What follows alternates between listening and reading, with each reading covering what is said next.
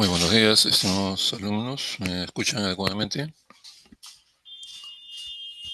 Gracias, doctor. Sí, se lo escucho. Ya, muy bien. Ok, gracias. Un buen retorno. Entonces, bueno, nos encontramos aquí reunidos ya para abordar el último tema de nuestro curso en este semestre 2025-1. El tema que faltaba y que había, por razones técnicas, habíamos un poco ido reprogramando, que corresponde a lo que es el campo muy importante en medicina forense o medicina legal, que es la toxicología forense. Correcto, vamos a eh, preparar el PowerPoint, que también ya está registrado en el aula virtual, para poder ir exponiendo. Si bien es cierto, hay un sinnúmero, una lista muy larga de tóxicos, y no es imposible abordarlos todos. Vamos a abordar unos tres o cuatro que son representativos de la toxicidad y la agresividad con que actúan al ingresar al cuerpo o al tomar contacto con él. ¿Correcto? Entonces, a ver, vamos a preparar el PowerPoint y vamos a compartir en la pantalla correspondiente.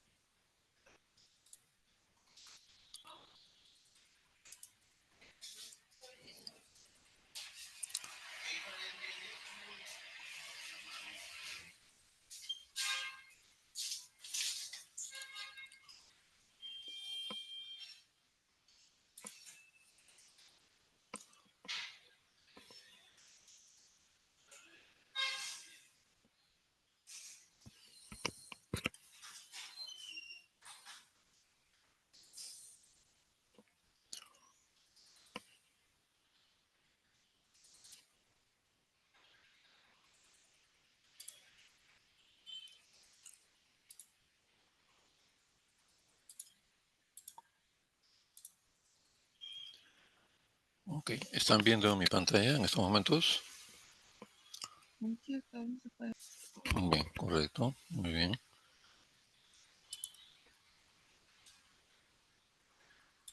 Perfecto. Bien, entonces comenzamos con nuestro tema de toxicología forense y uno de los primeros tóxicos que vamos a revisar en cuanto a la etiología, o sea, cómo es que, eh, digamos, se sufre este tipo de lesiones o al entrar en contacto con este tipo de tóxicos, corresponde a la intoxicación por ácidos cáusticos.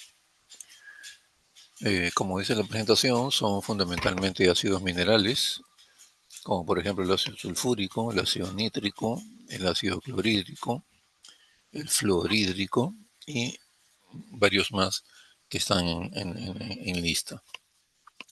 El ácido sulfúrico en los últimos años se ha, digamos, registrado varios casos de lesiones producidas por actos de tipo agresivo, violento, de tipo homicida inclusive. ¿No? Ustedes saben que el ácido sulfúrico es intensamente corrosivo, ¿no? Y entra en contacto con la piel, como se puso también un ejemplo cuando hicimos lo que es el desarrollo de agentes físicos, lesiones por agentes físicos, ¿no? Este es un agente químico en este caso, pero cuando entra en contacto con la piel, por ejemplo, produce tipo quemadura, necrosis de los tejidos, ¿no? Y dependiendo del área comprometida, pues va a presentar, digamos, lesiones que son muchas veces eh, de extrema gravedad, ¿no? Que implican la afectación de no solamente la piel, sino de tejidos que están en planos inferiores y que pueden desarrollar una serie de complicaciones llevando inclusive a la muerte de la persona, ¿no? O por ejemplo cuando se arroja ácido sulfúrico hacia la cara, ¿no? De hecho va a producir quemaduras, áreas de necrosis y va a llevar a un cuadro que se denomina la, digamos, las lesiones que son ya irreversibles si es que sale adelante la persona agredida, la víctima, van a quedar serias secuelas, serias cicatrices, pues que van a eh, alterar totalmente la estética de esa región, ¿no? Y llevan definitivamente a un cuadro en el cual se presentan definitivamente la transformación, digamos, totalmente eh, grave de las facciones de la persona, del rostro de la persona, ¿no? Y como decimos aquí entonces, entre paréntesis, hemos mencionado ácido sulfúrico, el ácido nítrico. Hay un ácido también que es el ácido clorhídrico, ¿no? Que lo utilizamos muchas veces en forma frecuente en nuestros hogares. ¿Identifican ustedes? A ver, denme un ejemplo. El ácido clorhídrico es utilizado, es un insumo que se utiliza para la limpieza de inodoros, de todo lo que significa, ¿no? Esto, aparte de los servicios higiénicos, y que es utilizado hace muchísimos años. ¿Cómo se le conoce en el mercado? ¿Tienen ustedes alguna idea?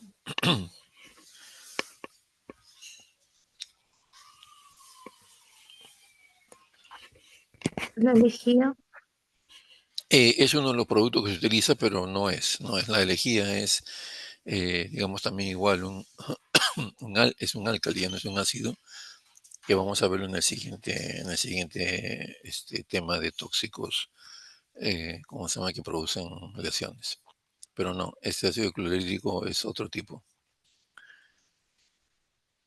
La lejía mayormente es un blanqueador, ¿no? Que se utiliza mucho en el lavado de ropas, sobre todo blancas, y también indudablemente se utiliza también para limpiar, esterilizar superficies.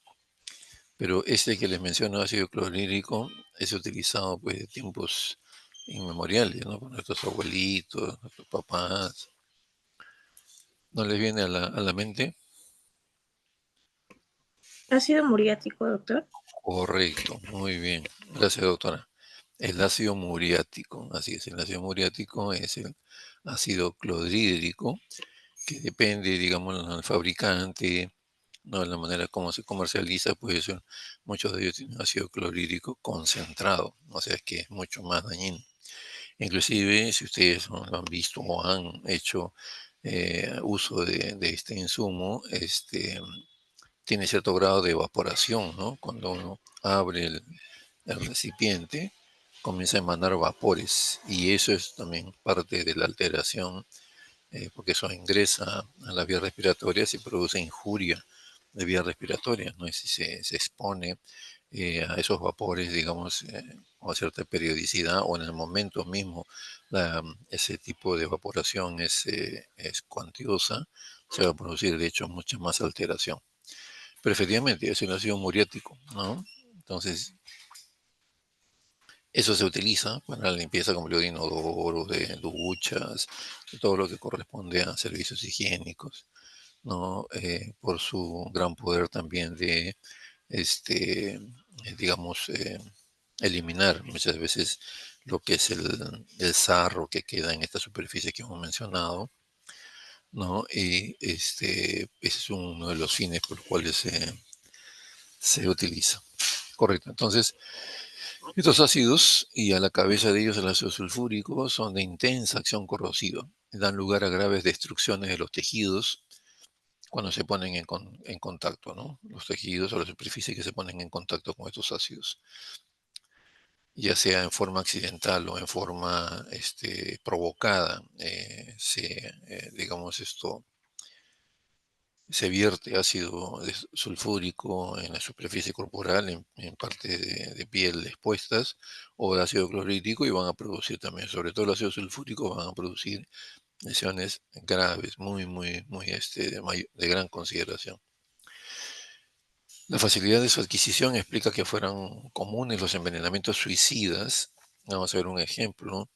Eh, ya en los últimos años no se ven muchos casos de ingesta de sustancias tóxicas de este tipo de tóxicos, o sea, ácido muriático, ácido sulfúrico, lejía, mismo como se mencionó hace un momento, no se ve ya es bastante infrecuente. Hay otras, digamos, los, las decisiones de autoeliminarse, o sea, un cuadro de suicidio, han variado, han migrado hacia otras alternativas, ¿no? Mucho se ve, por ejemplo, las asfixias mecánicas tipo ahorcamiento, em, también con cierta frecuencia, o ha aumentado, digamos, la frecuencia en los últimos años, es también lesiones por proyectil de arma de fuego, ¿no? Em, Arma blanca se ve, digamos, poco, ¿no? Pero hace muchos años sí era común, pues, el cortarse, ¿cómo se llama? Los tejidos blandos y incluyendo elementos vasculares a nivel de las muñecas, ¿no? Pero producía pues digamos, un desangramiento progresivo que no era tan inmediato, digamos, la decisión de la persona de suicidarse. Entonces ha ido dejándose digamos, de usar esa modalidad, ¿no? Y se ve que la migración hacia modalidades, digamos, más, más cortas en duración para producir la muerte son las que están prevaleciendo en el tiempo. ¿Ok? Y en cuanto a la ingesta de sustancias tóxicas, pues también, como digo, ya hay eh, un cierto número que hace algunos años se vio pero esto, como digo, en los 2, 3 últimos años ya ha decaído bastante la ingesta de raticidas, ¿no? Del famoso campeón, ¿no? Es un raticida que produce, pues, evidentemente también alteraciones, digamos, y síntomas, sobre todo, muy molestosos, ¿no? Entonces la persona, este, que toma la decisión de suicidarse, lo que quiere es, pues, un final rápido, ¿no? No que esté ahí, por ejemplo, desangrándose recién, a la media hora, 1 hora, ya entra en shock hipovolémico por la pérdida de sangre, o en este caso, los dolores, pues, cólicos, malestares de tipo, abdominal, que van a llevar a una sobrevida de minutos o de horas, y es desastroso, pues, dolores, como vamos a ver acá también, las lesiones en sí que produce cuando entran en contacto y cuando uno, digamos, ingiere algún tipo de esos ácidos sumamente corrosivos. Bien. Pasamos a la siguiente. Entonces, la intoxicación por ácidos cáusticos más raros son los envenenamientos criminales, o sea, los que son producidos, digamos, por acción de terceras personas. Y intoxicaciones accidentales suelen ser relativamente frecuentes por confusión o por falta de rotulación, por ejemplo, no de, como dice ahí, de botellas o de envases en general. Y, digamos, sobre todo las personas que están encargadas de limpieza, si no está bien rotulado eso, pueden confundirse, o si no, los niños también, ¿no? Los niños son, digamos, muy acuciosos en estar revisando, siempre están preguntando una cosa, otra cosa, tratando de descubrir, ¿no? Situaciones. Y si es, por eso es que siempre se recomienda que poner todo este tipo de, digamos, de tóxicos o de insumos potencialmente mortales para las personas, sobre todo para los niños, fuera del alcance de ellos, ¿no? Ya sea físicamente, o sea, ponerlos en lugares seguros, con llave, o alejados de la posibilidad de que ellos puedan abrir digamos, una puerta, un closet y puedan ellos tomarlos. Entonces, eso se recomienda mucho, ¿no? Entonces, como menciona aquí en la prohibición, las intoxicaciones accidentales suelen ser, digamos, un poco las más frecuentes. Pero las criminales, las homicidas también, en los últimos años se presentaron algunos casos, ¿no? Por ejemplo, varios casos ya hace unos 2 o 3 años de arrojar ácido sulfúrico cuando hay, por ejemplo, violencia de tipo familiar, de las parejas, ¿no? O sea, el esposo agrede a la esposa, a la conviviente, etcétera, ¿no? Y arrojándole ácido sulfúrico a la cara, por ejemplo, ¿no? Entonces, eso va a producir, pues, una lesiones terribles a nivel del rostro, una deformidad del rostro que va a quedar como una secuela permanente, ¿correcto? Y dependiendo, indudablemente, la superficie comprometida también puede llevar a complicaciones como infecciones y otras que deriven pues en de repente un shock séptico y la muerte de la persona. La fisiopatología, la toxicidad de los distintos cáusticos depende de diversos factores. Uno, la naturaleza del ácido. El pH es determinante, digamos, de la acción corrosiva, ¿no? Em, es uno de los factores. El segundo es la cantidad que se ingiere, ¿no? O que entra en contacto con el cuerpo. Volúmenes mayores evidentemente aumentan la zona afectada de la mucosa digestiva si se ingiere por vía oral sobre todo, ¿no? Es sumamente importante tenerlo en cuenta. El tiempo de contacto aumenta el daño corrosivo, indudablemente, ¿no? Seguimos hablando en la misma línea de ingerir sustancias tóxicas, si el estómago tiene contenido gástrico, entonces el ácido corrosivo cáustico que ingresa al tubo digestivo va a disminuir en cierta manera, va a atenuar un poco su poder, digamos, de producir daños, porque el estómago está ocupado, entonces se mezcla con el contenido gástrico y ya no expone mucho a la mucosa gástrica. Entonces eso va, digamos, a ser un factor de, que va a ser, digamos, va a disminuir enormemente las lesiones potencialmente dañinas, ¿no? Luego, a veces por acto reflejo, el píloro entra en espasmo, ¿no? Ahora, este es un factor que más bien va a aumentar la posibilidad de daños y lesiones, porque al entrar en espasmo el píloro que se produce, dificultad en el vaciamiento gástrico. Ya no pasa con la misma velocidad del contenido gástrico, alimentos, etcétera, ya no pasa en la misma velocidad, más lento, se queda más retenido. Y eso que va a producir mayor exposición de la mucosa digestiva al cáustico, al ácido corrosivo, ¿no? Produciendo los daños que vamos a ver. Entonces se prolonga el tiempo, ¿no? De acción del tóxico, o sea, la exposición de la mucosa gástrica va en aumento debido a que ha habido espasmo de píloro. Si eso lo agregamos con los otros factores, si no ha ingerido nada de alimentos, el estómago está vacío, indudablemente también que eso va a aumentar el daño. El mecanismo de acción es de índole química sobre todo, ¿no? ¿Qué cosa es lo que hacen el ácido sulfúrico u otro tipo de ácidos cáusticos o corrosivos? Coagulan y deshidratan las proteínas de los tejidos, ¿no? Dando lugar a una necrosis seca. Se hace necrosa el lugar donde entra en contacto la superficie, la mucosa digestiva, y se produce estas características. Entra en necrosis, esa necrosis es de tipo seca, ¿no? Lo que resulta en la formación de escaras, de lesiones, de producto de la acción corrosiva del tóxico. La escara formada limita la penetración del ácido, ¿no? Y ya un poco reduce en cierta manera, aunque ya se produjo el daño inicial, pero a posteriori reduce un poco el daño histológico, ¿no? Por las características de este tipo de escara, este tipo de área necrótica.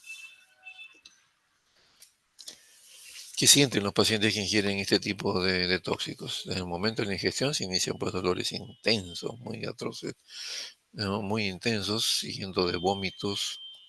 Si hablamos de que el ácido es corrosivo, significa que corroer este, altera totalmente la arquitectura de los tejidos que entran en contacto.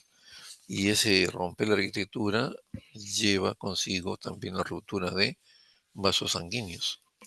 Entonces se produce náuseas, vómitos y como la sangre ha comenzado a salir en las zonas lesionadas, la sangre se va mezclando con el contenido gástrico, con los alimentos, si es que los hubiera, o en general con los jugos gástricos, ¿no? Y vamos a ver pues vómitos alimenticios y hemorrágicos, ¿no? Una coloración por lo general oscura, ¿no? Negruzca, o de color pardo, pardo rojizo, y eso obedece a que justamente la sangre ha entrado en contacto con este y se ha formado lo que se llama hematina ácida, ¿no? Luego hay enfriamiento de las extremidades, ¿no? A nivel de zonas distales, pulso débil e irregular, puede presentar, y de hecho ya avanzado el cuadro, se presenta convulsiones, lipotimias, pérdida de conocimiento y finalmente pues colapso mortal o total, ¿no? Con la muerte del paciente. Bueno, vamos a ver más adelante una de las acciones, pues, dependiendo de los factores que hemos analizado, si es es diferente tomar, pues, un sorbo de tóxico a tomar, pues, una cantidad, por decir, cerca de un cuarto o media botella. Entonces es mucho mayor la cantidad y esto expone a que la mucosa gástrica sea, se produzca mayor daño, definitivamente, ¿no? Y dependiendo del pH, la intensidad, digamos, la,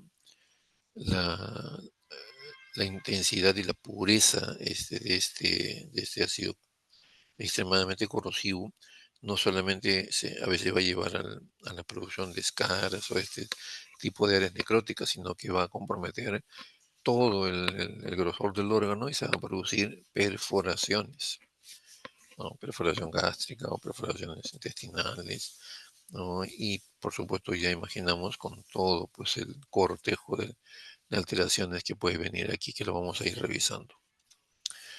A nivel de la laringe se puede producir edema de glotis, porque de hecho al pasar y sentir pues esa acción corrosiva, la glotis se produce en el mecanismo digamos, de edema a nivel de glotis y eso perjudica el ingreso de aire y por consiguiente de oxígeno a las vías respiratorias, ¿no?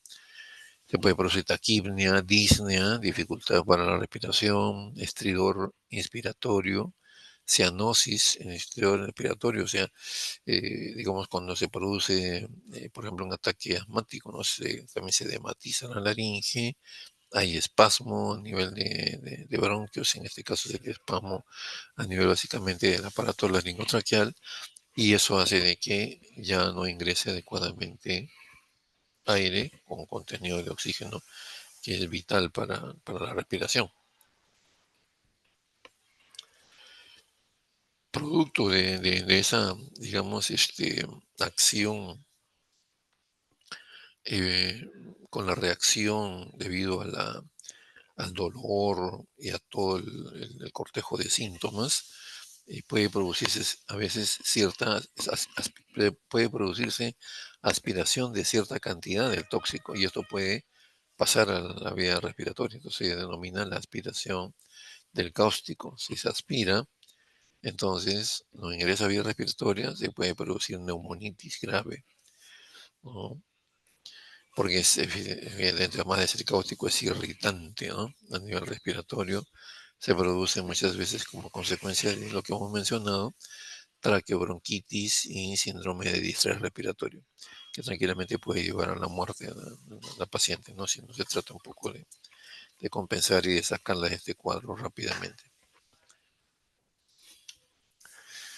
Puede ocurrir lo que mencionamos hace un momento, perforación gástrica y esofágica también. Desde el primer momento que ingresa, el primer, la primera porción del tubo digestivo, bueno, aparte de la cavidad oral, va a ser el esófago, ¿no? Entra en contacto con la mucosa esofágica, ya a partir de ahí puede producirse, de hecho, la escara, la zona de necrosona o zonas de necrosis y definitivamente puede llegar a la perforación, produciéndose mediastinitis, enfisema mediastínico, y puede pasar también a un enfisema subcutáneo, De hecho, si se presentan perforaciones a nivel de estómago, a nivel de intestino delgado, vamos a, si hay perforación, el contenido digestivo va a salir hacia la cavidad y va a producir mediastinitis, o si sucede, por ejemplo, a nivel de tórax, y le dijimos el enfisema mediastínico, y si la perforación es de nivel más bajo, como el abdomen, se va a producir pues, peritonitis, ¿no? Peritonitis de tipo química, ¿no? A veces la hemorragia mortal por corrosión de un vaso importante, si en ese recorrido que hace por el tubo digestivo se choca con un vaso pues, de mediano o gran calibre, lo va también a probablemente a dañar, lo va a perforar y ahí se va a producir de hecho una hemorragia de tipo muchas veces masiva, ¿no? Posteriormente, como sigue el peristaltismo intestinal y sigue su recorrido, lo que ingresa al tubo digestivo sigue el recorrido hasta que es eliminado a nivel de la última porción del tubo digestivo, que es la región anorrectal.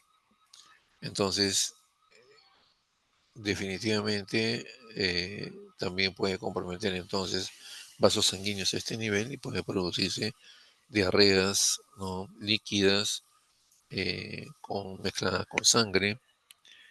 Hay una anuria refleja, se comienzan a fallar los riñones ya, y una intensa acidosis.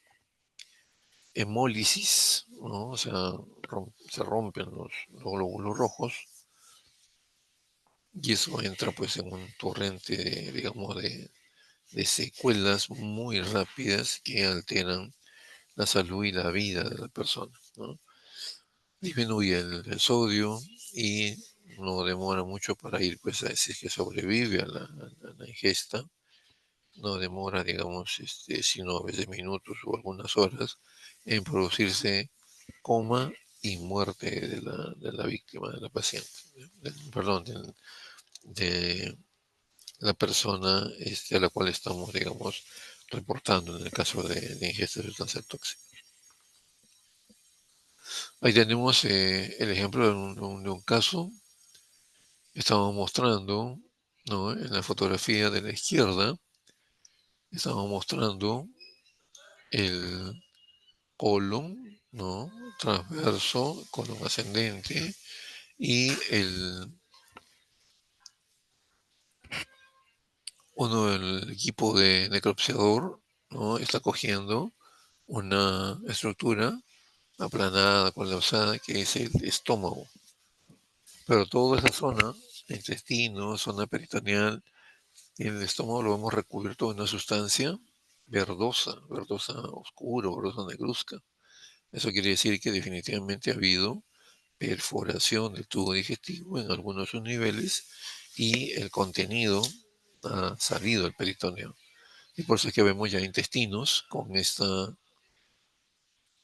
¿no? Asas adheridas o cubiertas por esta sustancia verdosa, ¿no? En la fotografía de la derecha tenemos el esófago, ¿no?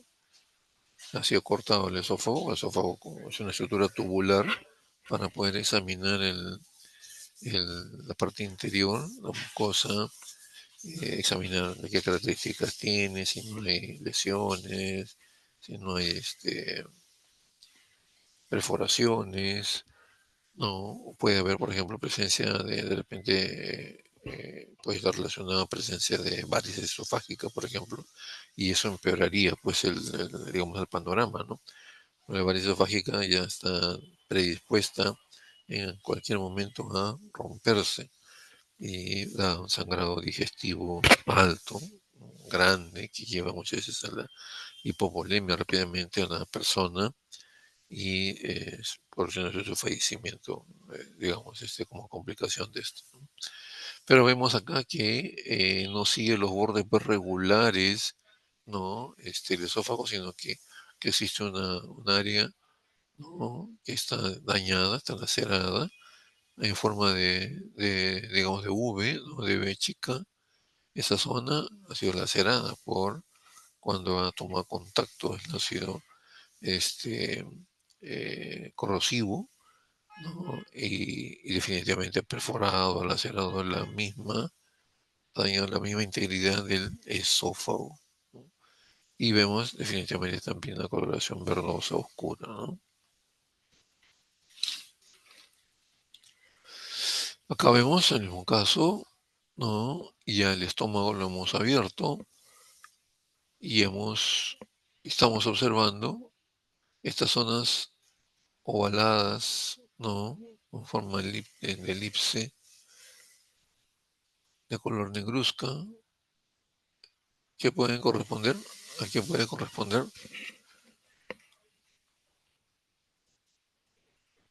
A ver, díganme ustedes, teniendo el antecedente de ingesta de ácido corrosivo y estamos viendo, ya cortamos el estómago y estamos viendo la aparición de esas áreas negruzcas. ¿A qué pueden corresponder? Aquí vemos tres. Puede haber un poco más, pero ¿a qué puede corresponder eso?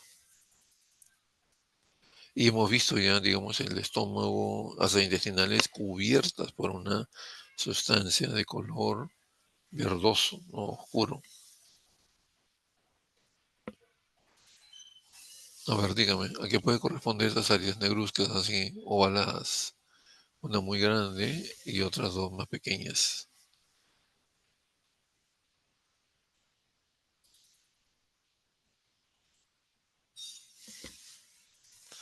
Nada, no llegan a ningún diagnóstico ni una aproximación.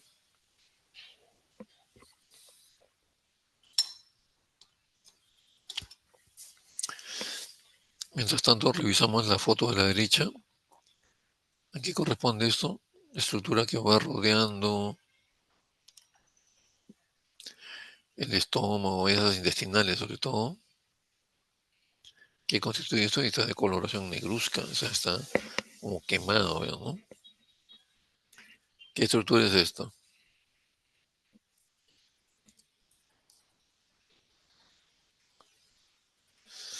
Nada, anatomía cero.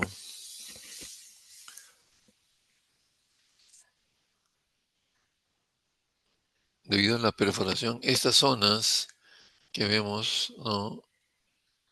De forma ovoidea, son áreas de perforación gástrica. Producto de la perforación, al haber ingresado el tóxico, ha corroído esa zona de la pared gástrica y se ha hecho un orificio, ¿no? Se ha producido una necrosis muy rápida, se ha hecho varios orificios y el contenido del estómago ha pasado hacia la cavidad peritoneal. Ya estamos viendo entonces una primera consecuencia grave para la persona de la perforación a nivel del estómago y de el compromiso de la sustancia que ha salido del estómago hacia la cavidad peritoneal, ya ha producido una peritonitis química, ¿correcto? Y lo que estamos viendo en la foto de la derecha es el epiplon, ¿no? Los epiplones, al salir la sustancia ya tóxica, corrosiva del estómago, ¿no? Por las perforaciones, dan también ese compromiso en estas estructuras blandas, ya no de color ya tanto verdoso, sino de negruzco. O sea, es una zona ya como de escara, una zona de necrótica. Correcto, entonces eso es muy importante reconocerlo y viendo cómo va evolucionando el cuadro, ¿no? O la fisiopatología y llegando pues a la muerte de la persona, ¿no? Esta persona que se está necropsiando en este momento, para el ejemplo del caso, y después las averiguaciones arrojaron de que efectivamente era una persona que había ingerido ácido muriático, ¿no? Una buena cantidad, 2 o 3 sorbos, creo, o más, y que evidentemente, pues en pocos, contados minutos, vino todo un desastre de síntomas. Fue conducido a un hospital y efectivamente lo estabilizaron en cierta manera, pero ya el daño estaba hecho, pues, ¿no?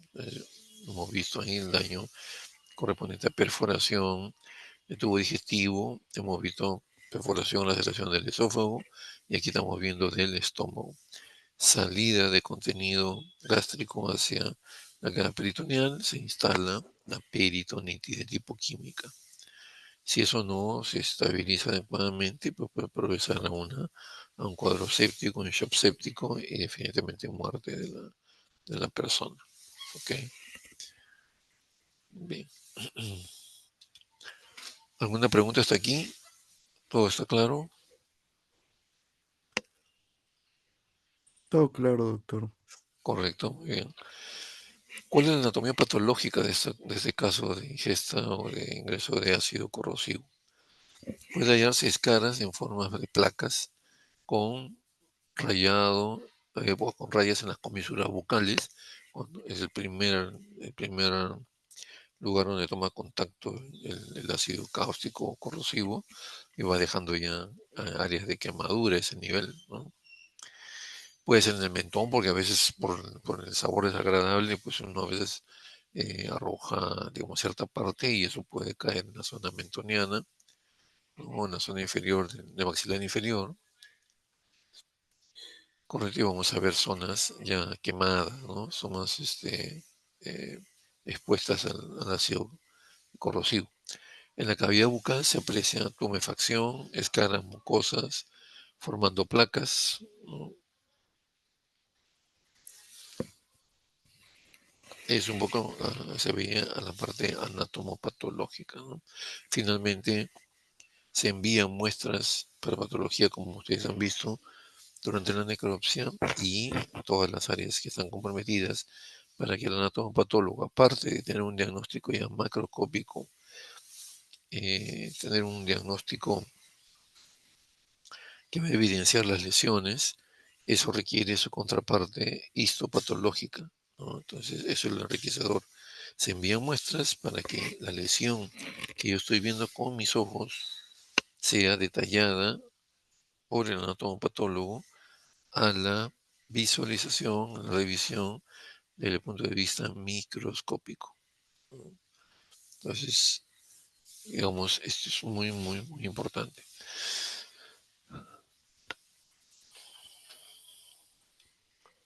Las lesiones se hallan en todos los segmentos digestivos, de hecho, porque va recorriendo pues, el cáustico, no, de todos los segmentos digestivos por donde cuáles pasó el cáustico, como la faringe, el esófago, inclusive a nivel de laringe, con edemas de glotis, siendo de mayor intensidad en el estómago, porque de hecho el estómago es un receptáculo donde va a pasar una buena cantidad de tiempo los alimentos, sobre todo, y se van a comenzar a digerir, van a entrar en vía de digestión, ¿correcto?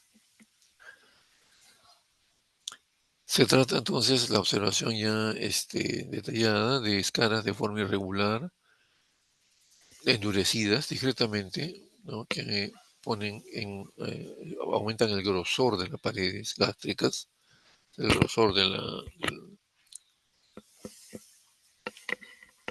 la pared, ¿no? Se ve, digamos, un poco incrementado por esta forma de escala o ese tipo de necrosis, ¿no? Las cuales se ven opacas. Al desprenderse se observa el fondo totalmente limpio, denudado y hemorrágico, ¿no? Y en momentos avanzados el proceso cicatricial conduce a la estenosis. Este es uno de las secuelas, digamos, ¿no? Supongamos que se presente una perforación a nivel de asa intestinal delgada, ¿no? Del duodeno, de repente en alguna sección inicial del intestino delgado se presenta, digamos, de hecho va a tomar contacto por la progresión por el tubo digestivo y vamos a ver formación de escaras, ¿no? Escaras de forma irregular, endurecidas, que van engrosando la pared de esta región, las cuales se ven opacas y al desprenderse se observa el fondo hemorrágico. Y en momentos avanzados el proceso cicatricial conduce a la estenosis. Si la persona supera el momento crítico, la consecuencia, el efecto secundario de estas lesiones corrosivas muy cáusticas van a dar motivo a una cicatrización, pero la cicatrización con tan mala suerte que por lo general se ve, digamos, una cicatriz, ¿no? Y si hay cicatriz, esa cicatriz por sí va a ocupar espacio, ¿no? Va a situarse en la zona comprometida y va a pasar el calibre de la intensidad de ese lugar, ¿no? Disminuye. Eso se llama estenosis, ¿no? ¿Correcto? Entonces se produce como consecuencia, ¿no?, de la fase cicatricial de estas escaras, puede producir perfectamente estenosis a nivel de alguna de las vísceras, sobre todo huecas que estamos hablando, ¿no? En los casos más frecuentes, cuando la muerte se produjo, el estómago aparece retraído hasta el tamaño de un puño y se observan a paredes gruesas o engrosadas, espesadas, y la red vascular se dibuja claramente en forma de rayos inespecificados, no, perdón, eh,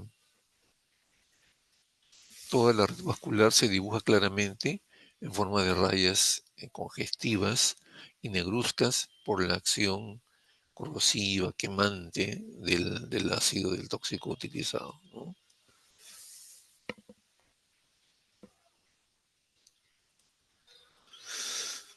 Una vez que abrimos la víscera se ve un líquido negruzco, color pozo de café, o sea, negruzco, producto de la ruptura de vasos sanguíneos, salida de sangre, y al momento que va avanzando la digestión de la sangre, se pone y está la sangre también con contenido de hemoglobina, eso se va degradando y va dando un color oscuro todo el contenido que se encuentra en esa región. Pueden haber colgados epiteliales y coágulos sanguíneos, ¿no? La mucosa es friable, o sea, muy irregular, no es consistente, se llama friabilidad. Y a veces ocurre, como se menciona acá, perforación, que da lugar a la lesión ya peritoneal.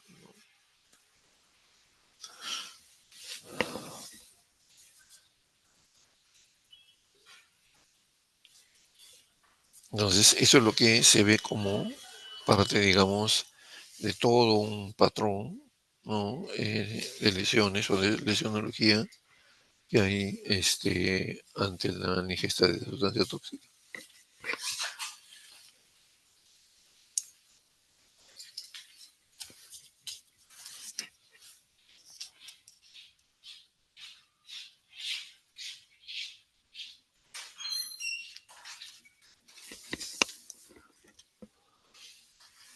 Bien, entonces con eso hemos tocado las características de lesiones producidas por ácidos cáusticos extremadamente dañinos y fuertemente corrosivos.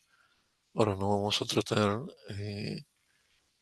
las consecuencias de otro tipo de tóxico que son los álcalis, ¿no?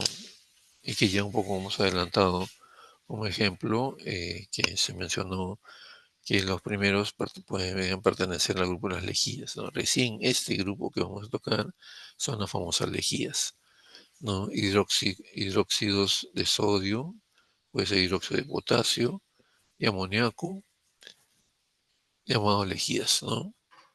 ¿Cuál es, químicamente, cómo se llama la lejía que utilizamos nosotros en casa, ya sea para blanquear las prendas ¿cómo se llama?, de color blanco, o sea, prendas de vestir u otros elementos que sean de color blanco? Nosotros queremos ponerlo como parte de la limpieza, digamos, de color exactamente blanco, ¿no? ¿Cómo se llama esa lejía? La conseguimos pues en los supermercados, es una lejía común y corriente. Le conocemos como nombre lejía, pero su nombre químico, ¿a qué corresponde?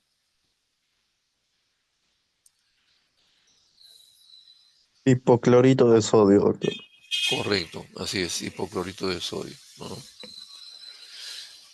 Bien, entonces las sales básicas y los hipocloritos es la que se menciona, ¿no? El hipoclorito de sodio es la lejía más comúnmente utilizada en todo, digamos, el mercado de estos productos, ¿no? Y lo utilizamos también a nivel de cada uno de estos hogares.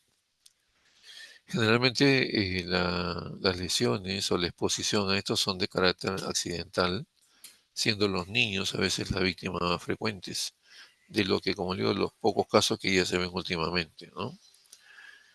La intoxicación suicida se da con cierta frecuencia, que en los últimos años realmente, al menos aquí en Morgue Central de Lima, no han sido reportados, digamos, casos ya de suicidio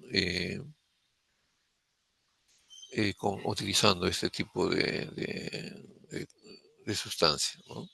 Se prefiere, como he mencionado, se ha migrado hacia otras modalidades de suicidio, digamos, que impliquen mayor rapidez en alcanzar el efecto que uno busca, que es la muerte, ¿no?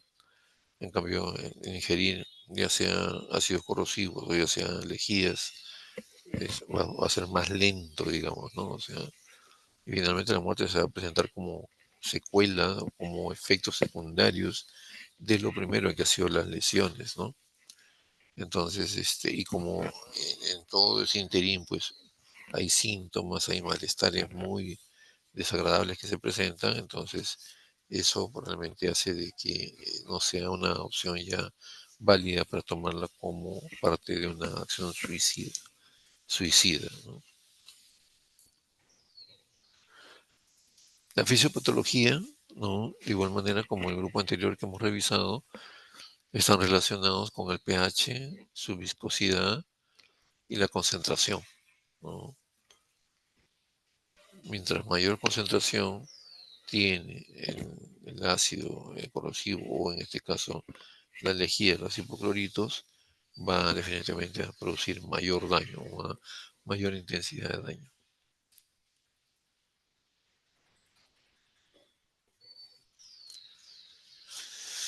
Igualmente, el volumen ingerido va a estar en relación también con el daño causado y el tiempo de contacto, ¿no? Mientras más tiempo pase en esa zona, ya sea en el estómago o intestino, va a producir más daño, ¿no? Condiciona la acción lesiva al tener mayor contacto con órganos o estructuras vitales. Los álcalis corroen los tejidos y se combinan con las albúminas, ¿correcto? Formando combinaciones solubles en agua y saponifican las grasas. Miren, aquí encontramos ya una cierta diferencia en cuanto al grupo de ácidos cáusticos, ¿no? ¿Qué producen los ácidos cáusticos con respecto a las proteínas de los tejidos? Un efecto de coagulación de proteínas. Entonces, mientras por un lado se coagulan las proteínas, por acá la lejía de los álcalis se combinan con este tipo de proteínas, y este tipo específicamente de albúminas. Y también hay saponificación de las grasas. Entonces, el efecto, la consecuencia química o bioquímica está dada ya por pautas que van siendo diferentes a las del primer grupo de tóxicos, ¿no? La acción justamente que ocasiona o que ejecuta este tóxico ha sido llamada necrosis de licuefacción y conduce a la formación de escaras blandas, untuosas y translúcidas. Entonces, el ácido sulfúrico, cualquier ácido de tipo cáustico, corrosivo, producía necrosis, pero era una necrosis o una escara. ¿De qué tipo? ¿Blanda o dura?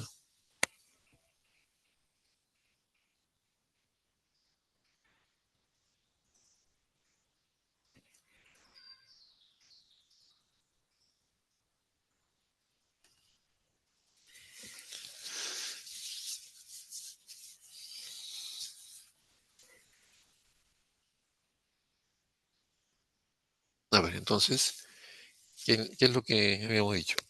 Lo que produce las escaras, las lesiones de los ácidos corrosivos, eran escaras duras o blandas. Estas de acá, las lejía producen, como estamos presentando, escaras de tipo blando, ¿no? Untuosas. Translúcidos, o sea, adelgaza ¿cómo se llama? La pared, digamos, de la estructura. Y el primer grupo eran escaras duras, ¿no es cierto? No eran blandas, es una diferencia marcada en ese sentido. Estas escaras no son tan protectoras como la del primer grupo que hemos visto, ¿no? Como que carecen del efecto protector que tienen los ácidos, por lo que sus efectos se extienden en profundidad. O sea, se produce más daño a nivel profundo. Y eso puede llegar tranquilamente también a la perforación, ¿no? Lesionan diferentes capas de los órganos afectados y extendiendo posibilidad de hacer una trombosis vascular, ¿no? Y definitivamente también necrosis.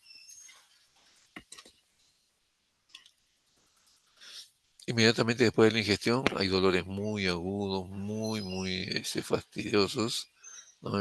Digamos la sintomatología. Labios y lenguas están blanquecinos y edematosos porque las primeras estructuras con que toma contacto un tóxico que es ingerido son pues los labios y luego la cavidad oral, la lengua, correcto, la faringe y de ahí va descendiendo, ¿no? Va pasando hacia el esófago.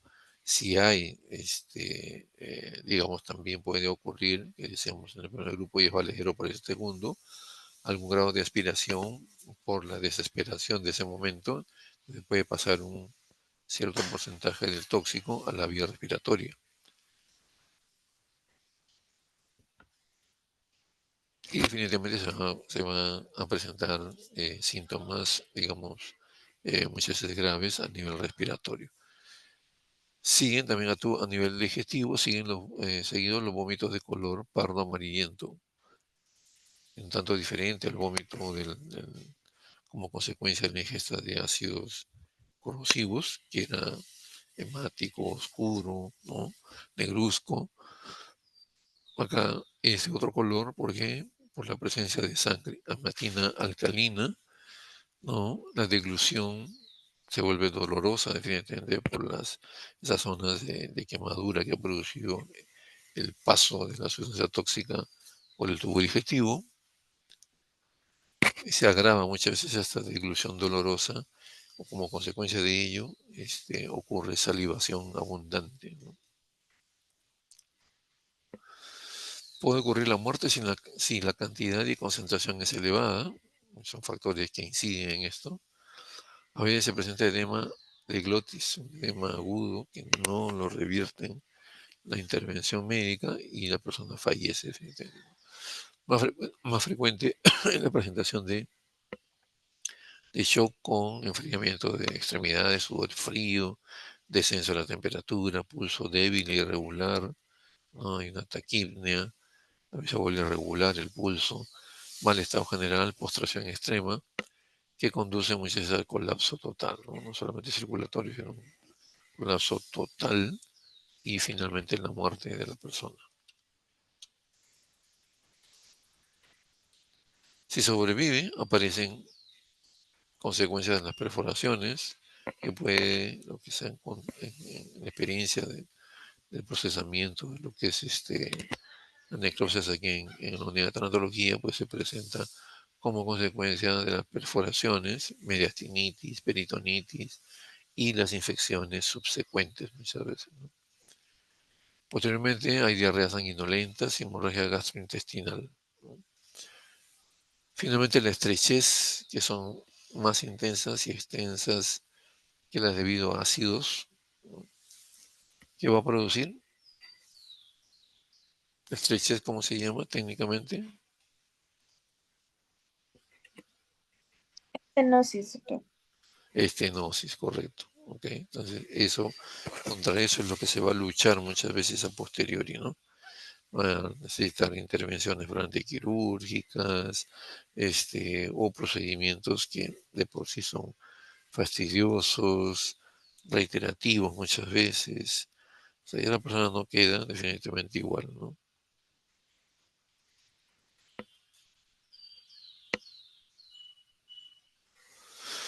A nivel de anatomía patológica, las lesiones que se encuentran son similares a las que se producen por los ácidos, con diferencias significativas que vamos a diferir, que vamos a enunciar. Perdón. Las diferencias que hemos mencionado, que son, por ejemplo, la escara, en este caso las lejías o los álcalis son blandas, ¿no? A diferencia de los primeros que son duras, ¿correcto? Entonces,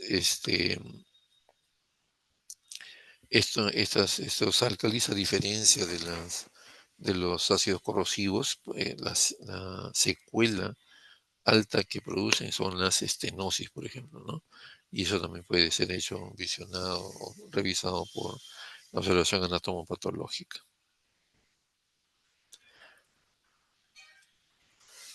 Un tóxico que es común, ¿no?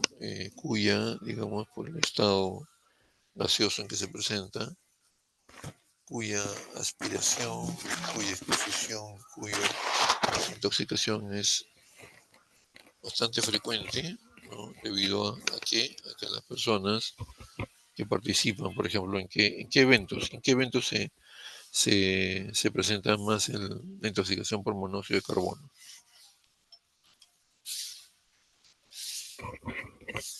Ujú.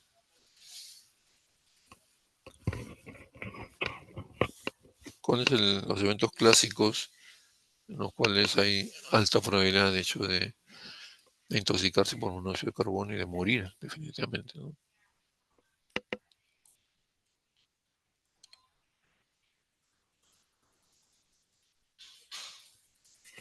En los incendios, ¿no es cierto? Los incendios que producen definitivamente gran liberación de monóxido de carbono eh, son digamos, los eventos que muchos de ellos a veces accidentales, otros de tipo provocado, digamos, esto llevan a que las personas aspiren monóxido de carbono, se intoxiquen y finalmente mueran, ¿no?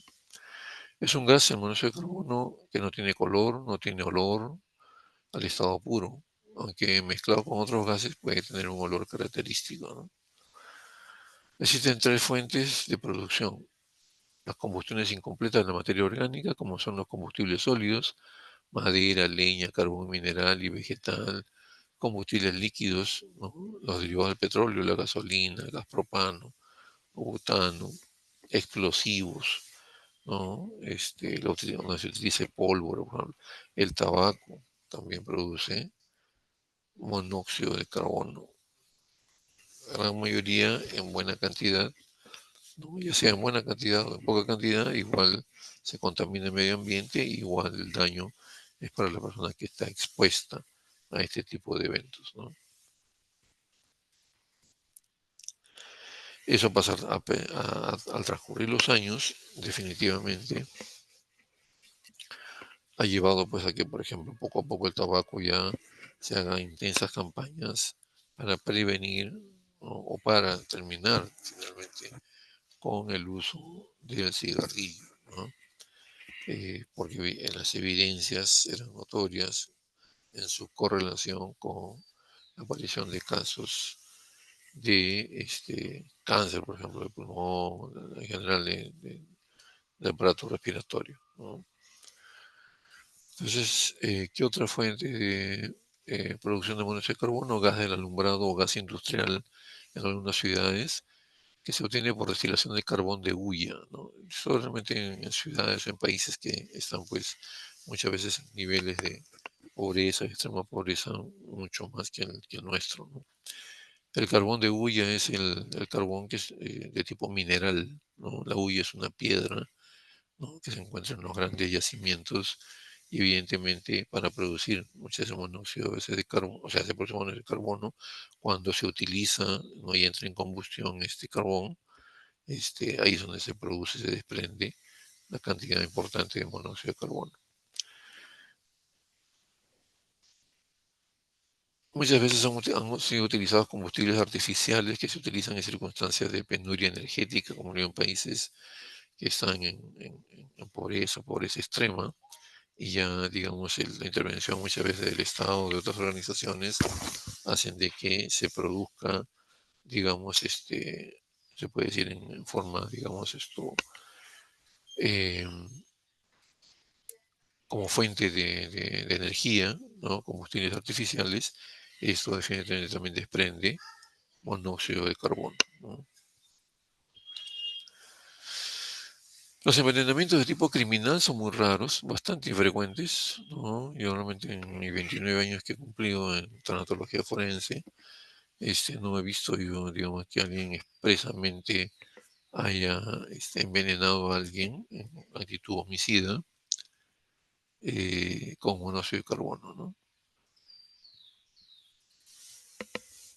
Hace mucho tiempo, estamos hablando de la Segunda Guerra Mundial, se utilizó, ¿no? En campos de concentración nazis como medio de exterminio de los judíos. Pero lógico, después ya se fue perfeccionando y fue cambiándose ya. El monóxido de carbono necesita pues una gran cantidad, digamos, de gran volumen, sobre todo para la cantidad, cientos o miles de personas que eran ejecutadas a diario. Entonces se vio que no era pues operativo, no era, se tendría que entrar en combustión por los cientos o miles de toneladas de la materia, digamos, la cual desprende el monóxido de carbono, y eso definitivamente no era muy operativo, ¿no? Entonces ya fue cambiando eso, pero al inicio sí se utilizó como medio de exterminio de la población judía. La investigación suicida es infrecuente. Yo realmente también, igual en mi cantidad de años que tengo, he visto un par de casos, ¿no? Pero después de ello, ya mayormente no.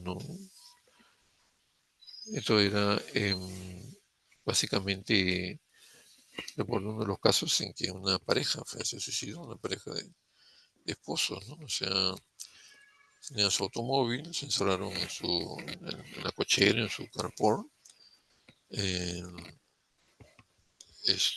Encendieron el motor del carro y se habían comprado inclusive unos tubos de PVC flexibles, lo conectaron al tubo de escape y el tubo, como era flexible, llegaba hasta la ventana posterior de tanto derecha como izquierda del automóvil, de manera que y se pusieron ellos adentro toda la noche ahí, imagínense, aspirando el monóxido de carbono.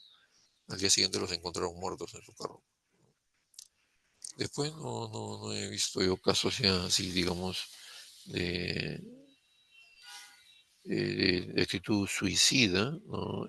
Mediante este método, ¿no? De inhalación de monóxido de carbono.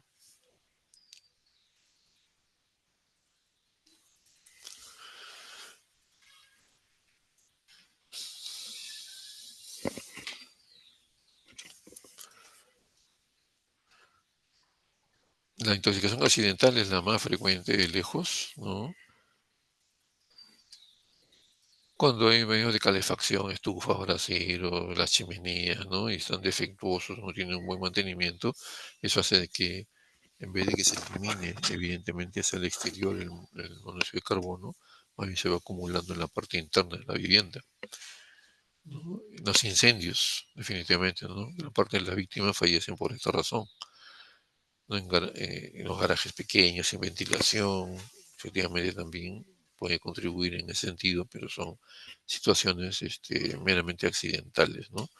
Los incendios, bueno, los incendios pueden ser definitivamente provocados, pero definitivamente se expone a las personas que están en esos lugares, y por la gran aspiración de monóxido de carbono fallecen. Uno de los grandes ejemplos de eventos, digamos, luctuosos, muy lamentables, fue el gran incendio de Mesa Redonda, ¿no? En lo cual Yo me atrevería a decir definitivamente el 100% de personas que fallecieron ahí fallecieron por inhalación de monóxido de carbono. No es que el fuego los haya cubierto y se hayan quemado vivos, ¿no? Eso se demostró con el estudio de las heridas, las lesiones, los bordes de descarbonización, porque se encontraron pues cientos de personas carbonizadas. Pero la carbonización fue post-mortem, posterior a la inhalación y muerte de la persona por inhalación de monóxido de carbono, ¿no? En esos cadáveres que se necrosaron completamente calcinados se encontró muy escasa cantidad de sangre, pero fue suficiente para demostrar que había pues dosajes de carboxiemoglobina letales, ¿no? 40, 50, 60% de concentración. Entonces eso demuestra que la persona en vida estuvo respirando y ingresó gran cantidad de monóxido de carbono, tuvo tiempo para incorporar el monóxido de carbono, que es rapidísimo, vamos a ver ahora, tiene mayor avidez, gran avidez por la hemoglobina, ¿no? Y definitivamente eso entra en un cuadro de intoxicación rápida y fallece la persona. Posteriormente a la muerte de la persona por inhalación de monóxido de carbono, es que llega ya el fuego y las carboniza.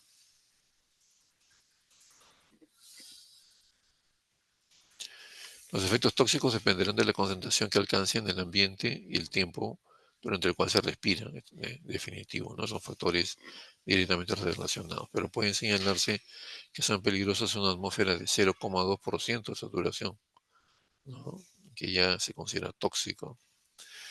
Efectos que llegan a ser mortales con concentraciones superiores a 1%. Y las condiciones individuales del sujeto aumentan la peligrosidad, ¿no? Como son la avanzada edad, cuadros de agotamiento, algunas enfermedades sanguíneas, circulatorias, que van a, digamos, interferir en el intercambio gaseoso, ¿no? Dependencia de drogas, alcoholismo, eso va, digamos, a poner más predispuesto a la persona a que muera por inhalación de monóxido de carbono. Es un gas venenoso que actúa combinándose con la hemoglobina, como le decíamos hace un momento, formando un compuesto estable, la denominada carboxihemoglobina, que no es apta para la función respiratoria. Definitivamente la hemoglobina queda bloqueada por el monóxido de carbono y ya no puede cumplir la función de transporte de oxígeno, ¿no? Entonces entra un cuadro de intoxicación. Miren, el monóxido de carbono tiene una afinidad 250 veces mayor que el oxígeno, afinidad por la hemoglobina. O sea, se le pega, se adhiere mucho, mucho, mucho, mucho más rápido que el oxígeno hacia la hemoglobina, ¿no? O sea, si una persona está respirando pues un ambiente de puro monóxido de carbono, eso va a ingresar al aparato respiratorio y el poco oxígeno va a ser desplazado y el monóxido de carbono se va a pegar a la hemoglobina. Eso entra en la circulación y definitivamente pues se va a producir una intoxicación y muerte de la persona por ese mecanismo. Otro ejemplo, que al poco tiempo del suceso de Mesa Redonda ocurrió la muerte de 29 jóvenes, ¿no? Que estaban en la famosa discoteca Utopía, ¿recuerdan? Ellos murieron netamente, no ninguno de los 29, yo recuerdo mucho porque estábamos justamente procesando los cuerpos que habían llegado, ninguno tuvo nada de quemaduras por fuera, nada, no, absolutamente, ni siquiera una quemadura de primer grado, eritema, nada. Todos sin ningún tipo de lesión y muertos. Ahora, toda la explicación que vino posteriormente realmente motivó o explicó, digamos, los hallazgos estos explicaron de que evidentemente la respiración que habían tenido los jóvenes estos había sido de puro monóxido de carbono, bueno, saturado el ambiente monóxido de carbono, salidas bloqueadas, eso los predispuso a que estuvieran más tiempo respirando monóxido de carbono, el monóxido de carbono se incorporó rápidamente a la hemoglobina, vino el cuadro de intoxicación, coma y muerte de los jóvenes, ¿no?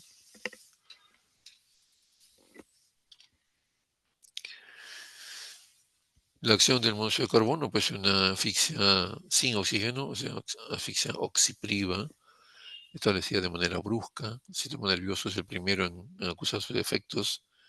Al principio, pues son reversibles y rápidamente se le saca a la persona de ese ambiente y se le da un soporte oxigenatorio adecuado.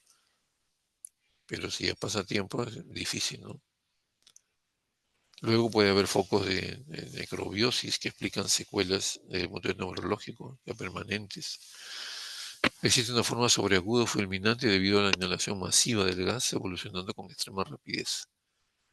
La víctima cae al suelo, tiene algunas convulsiones, fallece de inmediato.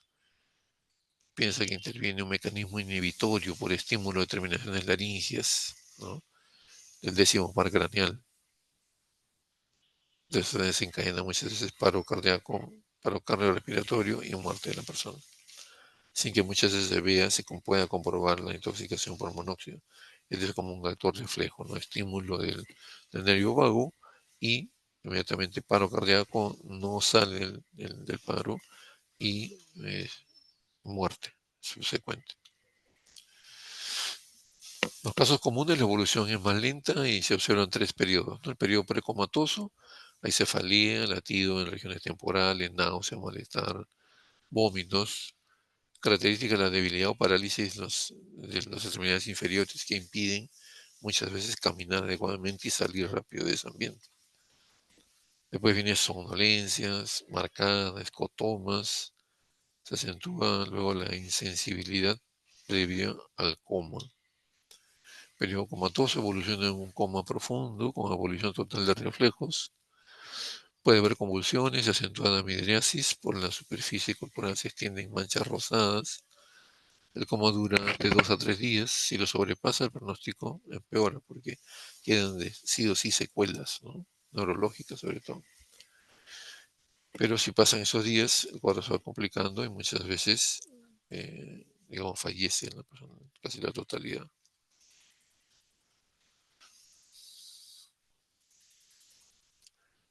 Si sobrevive y va recuperándose poco a poco, la persona más bien sigue presentando periodos de cefalea, confusión mental, hay amnesia, debilidad muscular, fatiga, ¿no? A veces es raro presentar secuelas en piel, pero a nivel sobre todo respiratorio, hay neuritis periféricas, alteraciones psíquicas inclusive, ¿no? El examen externo del cadáver, en lo que es la anatomía patológica, llama la atención la coloración rosada intensa de la piel. Es lo que se llama el color rojo cereza o rojo, así un rutilante. Es un color rojo característico, muy, muy encendido, ¿no? Eso debido a que esa coloración la toma la sangre debido a la gran cantidad de monóxido de carbono incorporada a través de la hemoglobina, ¿no? El color rojo vinoso es el color rojo normal de la sangre. En cambio, si uno ve la sangre de una persona que ha muerto por intoxicación por monóxido de carbono, va a ser un color rojo cereza, rojo grosella, le llamamos, ¿no? A veces hay, ¿cómo se llama esto? Digamos, la formación de estas, o las mismas, digamos, muchas veces las mismas livideces se forman en regiones paradójicas. Las livideces siempre se forman en zonas de declive. Vamos a encontrar áreas de esta coloración rojo cereza, rojo grosella, en áreas que no son de declive, ¿no? Es un poco por la saturación, digamos, del monóxido de carbono a nivel de la sangre. Al examen interno se hallan los signos generales de asfixia, a los que se añade, o sea, los signos generales son cianosis, edema, puede haber problemas de tipo laringio también. La sangre aparece con mayor fluidez, es un signo común todas las asfixias, ¿no? Las asfixias de tipo mecánica que hemos visto. La sangre aparece con fluidez superior a la normal. Es un color rojo carmín, un rojo carminado muy, muy, muy característico debido a la presencia de carboxihemoglobina. Eso es lo que motiva el cambio de color de la sangre, ¿no? La, este, la gran cantidad de carboxihemoglobina que ingresa y se adhiere a la hemoglobina. Los órganos presentan un tinte rojizo acarminado, se aprecian en mucosas ocular y bucal, en las mucosas digestivas y en los tejidos y en los órganos también. Vamos a verlo, ¿no? El hígado, por ejemplo, los riñones, los pulmones mismos. No vamos a verlo de color rojo vinoso, sino de coloración rutilante, ¿no? Rojo cereza, o rojo grosella, le dicen, ¿no? Y bueno, con eso hemos terminado el cuadro de intoxicación por monóxido de carbono, que sí se sigue presentando pues en forma frecuente cuando hay sobre todo grandes incendios muchas veces, ¿no? Y un último tóxico vamos a analizar es la intoxicación por metanol. ¿Qué cosa es el metanol? Hemos revisado con algunos grupos que han pasado acá las prácticas. El metanol es el alcohol de madera. Es un alcohol totalmente dañino porque es un alcohol para uso de tipo industrial, ¿no? Lo utilizan mucho para solventes de pintura, para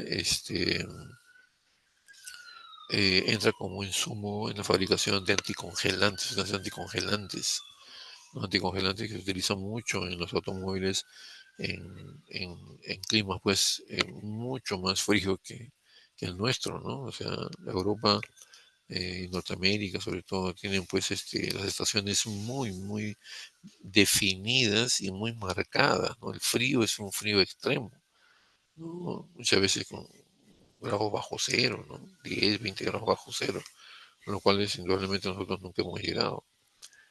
Y también calor extremo, ¿no? 30, 40 o más grados centígrados, mucho calor. Entonces, este,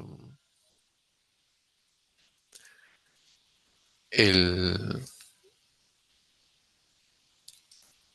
aquí venía esta reflexión, digamos, para esos fríos muy extremos se utilizan en los automóviles sustancias anticongelantes para que no se produzca, digamos, el colapso del funcionamiento del motor, ¿no? Entonces hace de que no se congele, digamos, el combustible, el aceite, una serie de componentes.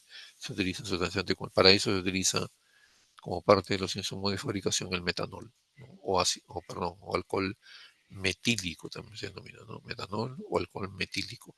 Y indudablemente también se utiliza por personas totalmente inescrupulosas para dar adulteración de licores, ¿no? Provocando muchas veces de intoxicación y muerte. Hace algunos años le comentaba a mi grupo de prácticas que han venido aquí, hace varios años atrás murieron varios jóvenes en la zona del Cono Norte.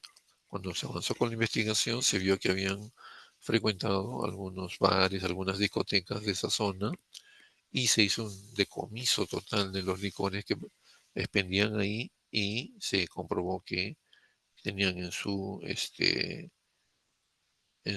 fabricación, en su contenido, metanol, no se de metanol. Entonces, las dosis letales, como dice aquí, son de 60 a 250 mililitros o 1 o 2 miligramos, si queremos calcularlo por kilo de peso. La vida media, ¿no? La vida media es de 12 horas. El metabolismo básicamente se realiza a nivel del hígado. La excreción de 3 a 5% es en el pulmón. Por el riñón sucede también un cierto porcentaje, ¿no?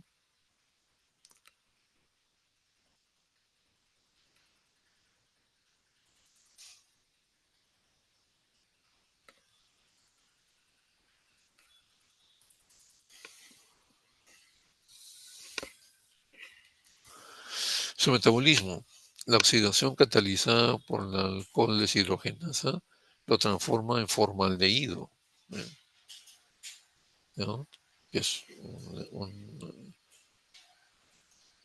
¿Qué contiene formaldehído de los insumos que hemos estado viendo en el proceso de necropsia, por ejemplo? ¿O qué cosa es el formaldehído?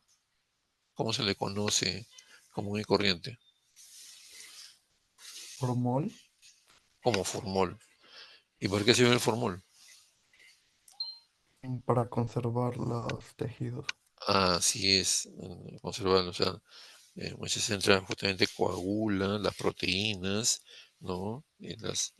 Evita la descomposición, la putrefacción del tejido con el fin de procesarlo para el estudio histopatológico.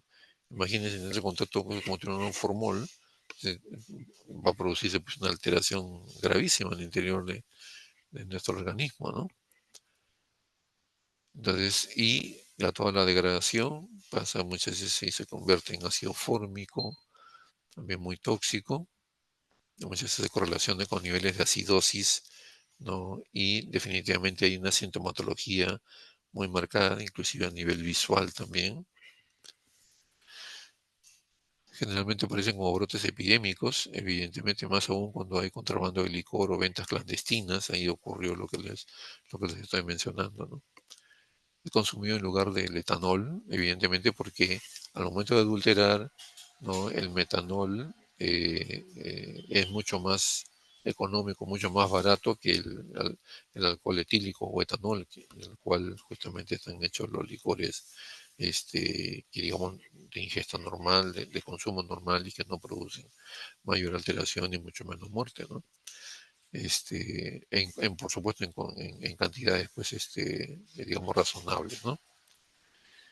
También puede ser utilizado eso al momento de entrar en contacto con la piel, también produce digamos un cierto grado de esto ingresos al cuerpo, ¿no? De absorción a nivel cutáneo y eso también empeora, digamos, la salud de la persona. La parte clínica, cuando ya entra en una intoxicación por metanol, la agudeza visual disminuye, se puede encontrar inicialmente hiperemia del disco óptico, puede haber borramiento de los bordes por edema, nistagmus vertical y rotatorio, poco o ninguna respuesta pupilar, ¿no? Entonces, esto es un mal pronóstico, ¿no? Y eso puede evolucionar muy rápidamente a la ceguera ya permanente, ¿no? También se produce disnea o taquimnia en estadios tempranos relacionados al metanol no metabolizado. Entra un cuadro de acidosis, el fallo respiratorio súbito y puede ser el evento final o terminal, ¿no? Dolor abdominal muy severo, en algunas autopsias o necropsias se ha encontrado necrosis pancreática extensa y eso es lo que justifica el dolor abdominal severo, ¿no? Anorexia, náuseas, vómitos, ¿no? Todo un cortejo de síntomas pues totalmente catastróficos, ¿no? Entonces, a tener mucho cuidado, consumir los licores que usualmente consumimos pues en lugares de confianza, ¿no? Para no exponernos al riesgo de esto. Muy bien, aquí hemos terminado entonces por tocar algunos tóxicos, como digo, hay un sinnúmero de ellos, pero hemos preferido traerles algunos para que puedan quedar un poco en el concepto claro de lo que corresponde al área de toxicología forense. ¿Alguna pregunta hasta aquí? Doctor, una pregunta. Si Sí. el antídoto del metanol es el etanol, entonces si le hago tomar alcohol, ¿se va a salir de la intoxicación del metanol? Claro, eso es lo que digamos, proponen aquí, pero me imagino que eso habrá que ver también la situación de las dosis y todo ello, ¿no? Por lo general, cuando hay una intoxicación así ya marcada y lista, por más que se trate con antídoto, la persona no sale muchas veces, ¿no? De los casos que nosotros hemos revisado, ¿no? Porque no necesita, así como, digamos, una intoxicación alcohólica por etanol, pues es porque ha tomado cantidades, como uno dice, ¿no? A veces industriales. Evidentemente eso lo lleva a tener síntomas o signos también de evidente intoxicación alcohólica por etanol. Pero el metanol basta con una cantidad mínima y puede llevar tranquilamente a complicaciones severas y muerte, ¿no? Entonces, no conozco muy bien, digamos, los casos tratados con el antídoto que se menciona, pero me imagino que eso debe ser milimétricamente también, ¿cómo se llama esto? Proporcionado, ¿no? Para poder ir, digamos, viendo la posibilidad de sacar la intoxicación a la persona. ¿Alguna otra pregunta, alguna otra inquietud?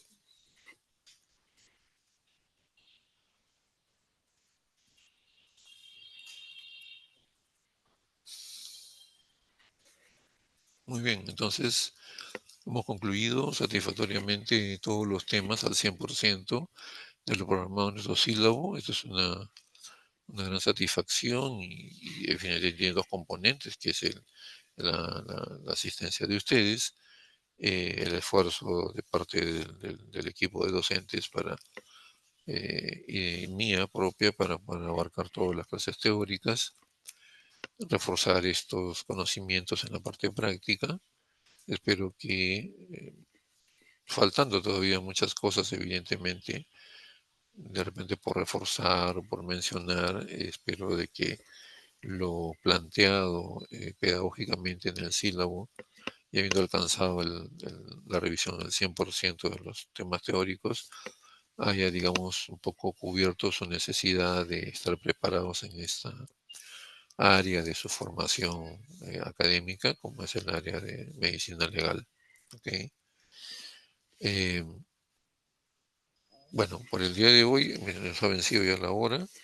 Excepcionalmente, vamos a tomarnos en cuenta a todo el grupo como asistencia.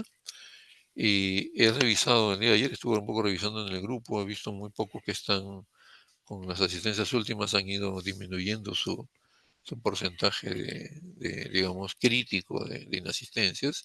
Me parece que voy a revisar de todas maneras ya bien el cuadro y cualquier situación que no creo que llegue al extremo de inhabilitarlos en el curso, ya estaré comunicando a través de la delegada. Pero ustedes tienen el chequeo directo en el aula virtual de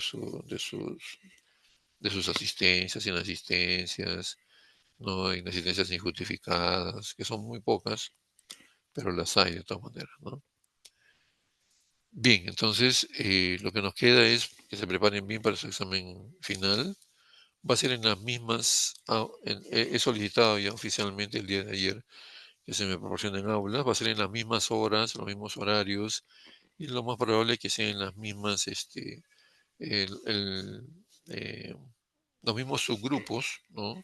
Que se han formado en forma alfabética, ¿no? Ingresan a las aulas correspondientes, ya se les va a decir solamente digamos, se les va a comunicar las aulas que nos asigne la oficina de registro de matrículas, pero como digo, la metodología va a ser prácticamente la misma y la repartición de los grupos y subgrupos también va a ser la misma. Los horarios también, ojo, se han pedido los mismos horarios. El examen del primer grupo comienza a las 9:40, si no me equivoco, ya 9:30, 9:40, no, hasta las 10:10 más o menos, o 10:10 o 10:20, y enseguida entra, pero son los mismos horarios. De todas maneras, yo como digo, tan luego me asignen ya las aulas, que debe ser probablemente hoy día o mañana máximo, yo hago la comunicación a la delegada para que a su vez lo sociabilice con todos ustedes y estén alertas. Un punto bueno fue que, digamos, no faltó ninguno al examen parcial. Espero también que no falten a su examen final, ¿ya? Porque si faltan, ya casi automáticamente van a tener que pasar a dar el examen sustitutorio, porque van a estar, lo más probable, jalados pues, en el promedio de los exámenes teóricos. El examen sustitutorio, lo hemos informado, no es para levantar notas, sino es para los que están, digamos, jalados en el promedio de las teorías. Las prácticas, la presentación de su seminario y el trabajo de investigación formativa, todo ello va a generar una sola nota a nivel de práctica. Yo lo dudo que alguno esté jalado en esa nota. No se me ha reportado alumnos que hayan tenido, digamos, faltas, ni tampoco inasistencias, digamos, o que motiven algún tipo de inhabilitación o, digamos, que se les ponga nota desaprobatoria en la parte práctica. Entonces ahí van a tener ustedes un 40% de su promedio final a que tengan una buena nota. Y ya dependerá de ustedes y solamente de ustedes que saquen buena nota en el examen final para que mantengan un buen promedio final del curso. ¿Correcto? Entonces, cualquier novedad, yo me comunico a través de la doctora Diana Chumbe para que les replique a ustedes, ¿correcto? Entonces, el día miércoles 9, la próxima semana, nos estamos encontrando. Ya les vamos a comunicar el número de aula en el cual van a dar su examen final. Como digo, la metodología va a ser la misma también, lo más probable es que sean solamente para marcar una y solamente una alternativa, ¿correcto? Y la intención es medir en qué grado les ha quedado retenidos los conceptos que hemos ido revisando, tanto en la teoría como en la práctica. Ojo que también pueden venir preguntas de los seminarios, ya eso se mencionó, así como ha venido también en la primera parte del examen parcial, también en el examen final también pueden venir preguntas de los seminarios. Muy bien, ha sido un gusto entonces estar con ustedes y todavía nos queda algunas ocasiones, una ocasión más para poder reencontrarnos. Les agradezco y espero que esto haya cubierto sus expectativas, ¿no? Les voy adelantando para cualquier tipo de consulta en nuestra especialidad. Me tienen a mí como responsable del curso, a sus docentes. Imagino también que han generado ya cierta, digamos, llegada con ellos, cierta familiaridad para que puedan también eventualmente en algunas dudas que tengan, situaciones que muchas veces no están escritas en el libro, no están escritas en las teorías, necesiten ustedes, digamos, que se les apoye. Con todo gusto, porque eso se trata, ¿no? De que ustedes que van a ver de repente por primera vez situaciones médico-legales puedan resolverlas adecuadamente para no caer en ningún tipo de situación problemática, ¿no? Muy bien, muy buenos días. Nos estamos en comunicación y viendo ya la próxima semana para el examen final. Cuídense mucho. Hasta luego. Muchas gracias. Gracias, doctor. Muchas gracias, doctora. Hasta luego. Ok, gracias a ustedes.